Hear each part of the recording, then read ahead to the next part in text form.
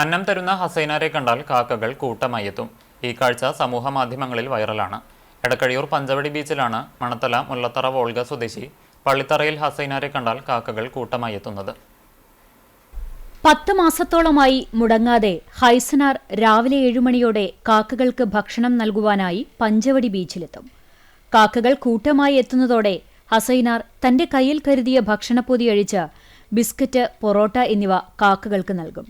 100-ലധികം കാക്കകൾ എന്നും അന്നം പ്രതീക്ഷിച്ച് ഇവിടെ എത്താറുണ്ട്. തനിക്ക് ആരോഗ്യമുള്ള കാലം വരെ അന്നം നൽകൽ തുടരുമെന്നും മനുഷ്യരെപ്പോലെ തന്നെ മറ്റു ജീവികളോടും കരുണ കാണിക്കൽ നമ്മുടെ കടമയാണെന്നും ഹസൈനാർ പറയുന്നു. 10 മാസത്തോളമായി ഞാൻ ഈ ലോട്ടറി ഫീൽഡിൽ ഇറങ്ങിയിട്ട്. അങ്ങനെ ഈ പഞ്ചവടി പടിഞ്ഞാറ് ഭാഗത്ത് വരുമ്പോൾ ഇവിടെ പലരും ബലിയിടുന്നൊരു സ്ഥലവും കൂടിയാണ്.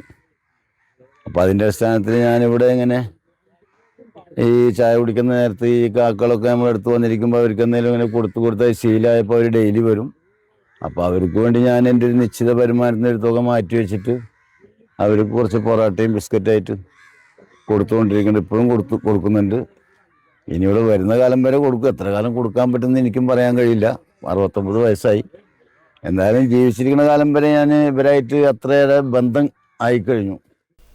ലോട്ടറി വിൽപ്പനക്കാരനായ ഹസൈനാർ തന്റെ തുച്ഛ വരുമാനത്തിൽ നിന്നാണ് മിണ്ടാപ്രാണികൾക്ക് ഭക്ഷണം നൽകുന്നത്.